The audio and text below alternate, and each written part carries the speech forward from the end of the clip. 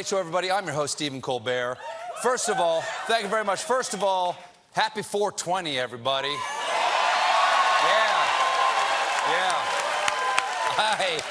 I am celebrating by doing what I've done on every 420 since Trump was elected. I am getting drunk. But it's also a big day for pot. In fact, one expert said 420 is to the marijuana industry what Valentine's Day is to the flower business. There's now even 420 greeting cards. To a kind bud, happy 420, 2017. Sorry, I meant to send this a year ago. I was high. That's nice. We should sell them. These are for sale.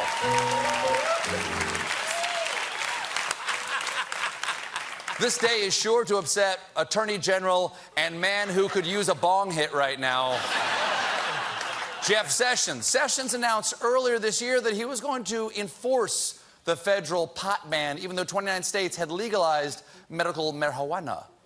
Sessions knows firsthand about pot's dangers. He works for the Trump administration. He already has both paranoia and short-term memory loss. I do not recall such a conversation. I did not recall this event. I don't recall. I don't recall it. I do not recall. I don't recall it. I guess I could say that I possibly had a meeting, but I still do not recall it. Oh, that Keebler elf has been baking. But just a little, yeah. Fudge stripes. But I'm not trying to harsh or mellow, because remember, the president disagrees with Sessions. In fact, last week, Trump assured Colorado Senator Cory Gardner that despite Sessions' stance on pot, he will support congressional efforts to protect states that have legalized marijuana. Specifically, he is supporting the House bill titled the State Marijuana Protection and Did You See Isle of Dogs? Because, dude, it was weird. Dogs were talking, but like with the voice of Breaking Bad, it kind of freaked me out. Good, though, act of 2018. I haven't seen it. Have you seen it? Speaking of days to look forward to, the 2020 election. It is still 200 years away, but Donald Trump has already declared that he's running. He's even revealed his 2020 slogan, Keep America Great. Though, if I were him, I'd update that to, I've never met Michael Cohen. Now, normally, if the president declares that he is running for re-election, Republicans would be lining up to endorse a Republican president for re-election. But nothing is normal anymore.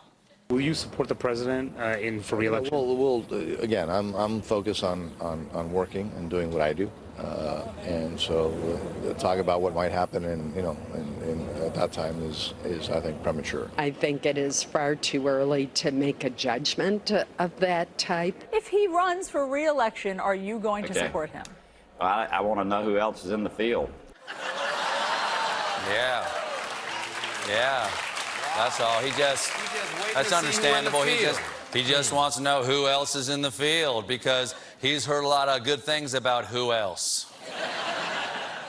And that's a pretty widespread feeling. Just ask Republican Senator and leader of the Congressional Rhyming Caucus, Ron Johnson from Wisconsin.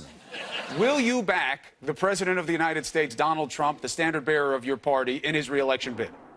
Chris, you know it's way too early to be talking about the 20. Yes, it is, Chris. No, it isn't. Not to say that you support the guy who's president, who's the head of your party. It could be a completely different world by 2020. It could be a completely different world by 2020. It could be a cybernetic cube. Could be a series of scorched islands ruled by a telepathic coral. We've all seen Planet of the Apes. Before I endorse Trump, I'd like to take a look at the policies of Dr. Zaius. And could be anything. We could be living in spice mines on Corellian 4. All of this could be an illusion created by an evil genius to deceive us about the true nature of reality.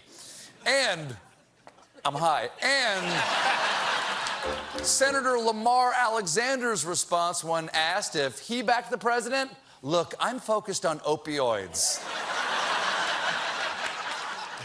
Oh, I bet a lot of Republicans facing re-election are focused on opioids right now.